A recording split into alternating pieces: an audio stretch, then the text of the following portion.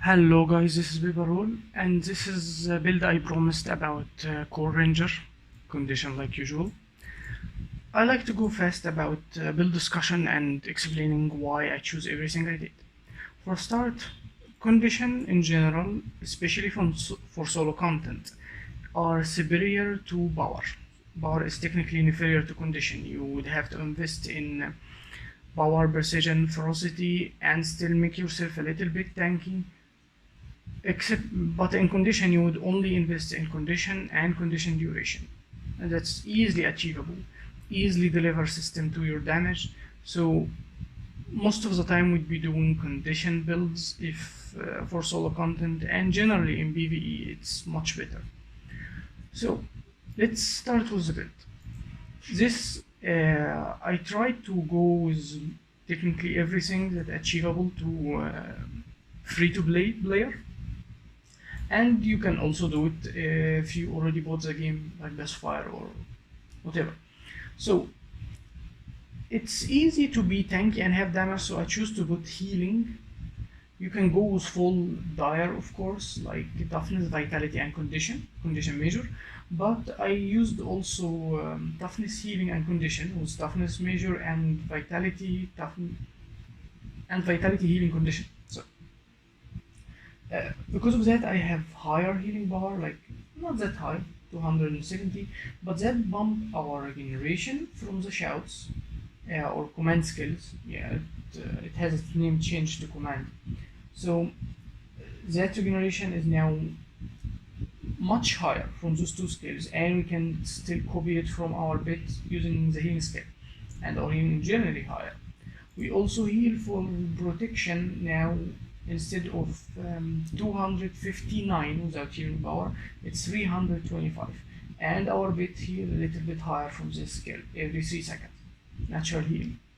So you lose a little bit of damage because of healing, vitality, condition. The vitality is major, but if you use something like toughness, healing,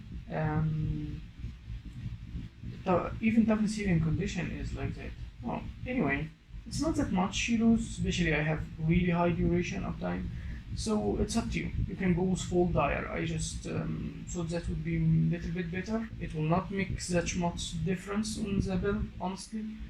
Maybe higher dire would be better because of the higher condition, and you already have high sustain, and it's not a big deal. So if you're not a free-to-play, you can go Trailblazer to cap this higher. I'm gonna say how I got to this. I'm not full free-to-play because my short bow is actually Trailblazer right now, and my back I didn't have dire or healing, so they give me a little bit extra. But you already get 50 out of the Cryt rune from your armor. You get 30 from Agony and Malice, that's 80, and here it stops. So you'll be capped at 80%, but I'm running this trait. 120 vitality and 7% expertise based on vitality. And on our vitality, it's like, let's say for the sake of making this fast, 2k. That's mean 140, and that's like 9%. So yeah, it would get you even much closer. So you would need like, I'm only 2 pieces dire, Trailblazer I mean, and I'm already technically 100%. But you don't really need the 100% most of the time. I mean, only using this skill would trigger light on your feet, and that's a 10% condition duration. So it's not that big of a deal, honestly. But the higher damage you want, the more you can put. It's okay. So the trait, it's as usual standard with condition ranger in general in every mood, skirmishing 1, 3, 2. For this on critical, because the other two choices doesn't really make sense. Like even attack give you vigor, maybe, but this would trigger from time to time and the higher damage. Like I don't need vigor, I already have access to vigor. I have a lot of evade, this skill, 2 dodges, my bit is mostly fighting for me, doesn't really matter.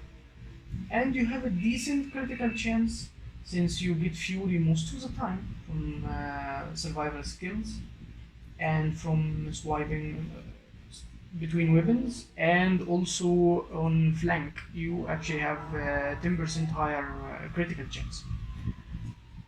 And this for higher bleed damage, of course. You can't live with this skill, and short bow is your main weapon, the most important weapon. And we go with wilderness survival, our source of condition removal. Wilderness knowledge, for every survival skill remove 2 condition and give you fury. We don't have the survival healing skill because this one is faster. It's only 16-second cooldown. It heals for a lot and it copy booms, and now it's a source for swiftness and regeneration. And also I left muddy terrain, but if you really want to break the Defiance bar, you'll probably take this. But for I can't use Trailblazer or that's the theory, I use this skill. It's higher damage, higher vitality, more tanky. Makes this build is kinda tankier and more aggressive in somehow than Soul Beast condition. And the rest of it just like the Soul Beast. The last specialization is Beast Mastery. Because of that, our bit is technically stronger, much stronger, and we have a source of swiftness and regeneration on command skills.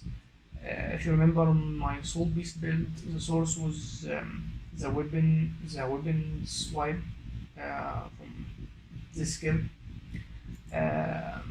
and was MOA stance. Here we use command skills to do that. And the bit have higher damage, it swap faster, and it heal constantly. And this skill is another source of condition removal and little bit being aggressive. I didn't go with X support because most of the time you'll be on your short bow on solo content, and even if you're on this skill, in this weapon set, it doesn't really matter. We would only benefit from the cooldown, like 6 seconds, 10 seconds. It would be like 8 and 4, and this skill of course turn to like ground target, well not a ground target, I mean AoE. But honestly I think this one is better for when you swiping bits, especially in solo content. But if you're just running around in open world like Silver West or something, you may take this one. It's okay, like you can change it, it's up to you, but I feel more comfortable running this. Now you already know the Crite and Agony Malice and Agony Corruption.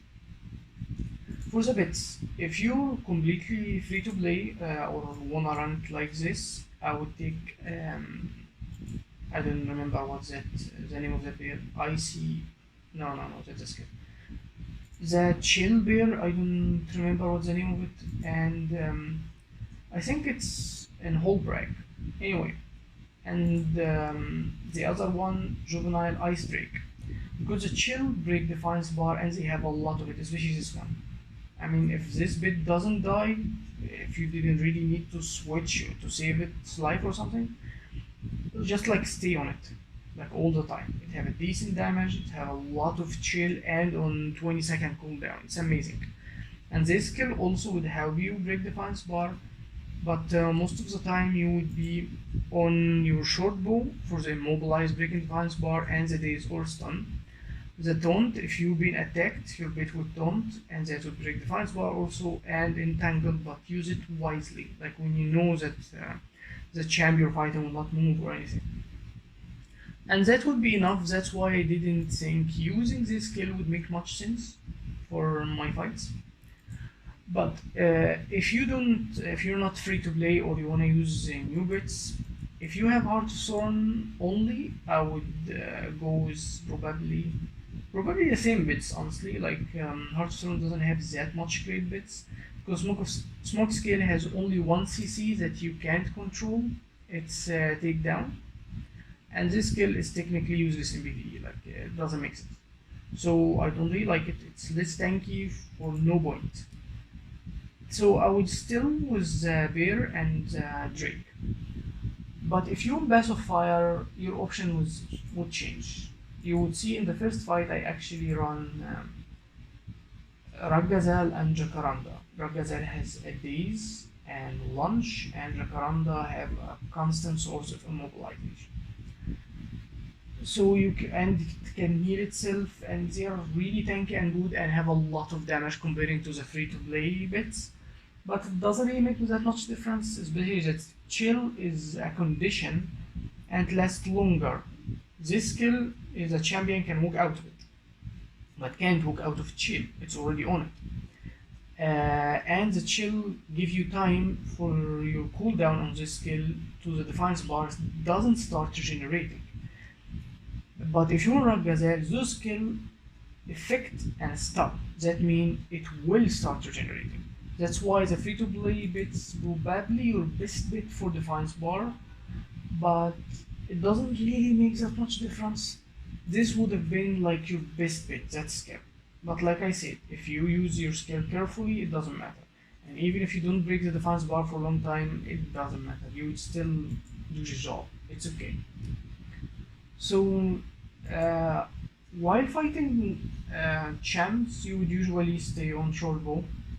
Every condition build for droid or for rangers, sorry, and those not that much.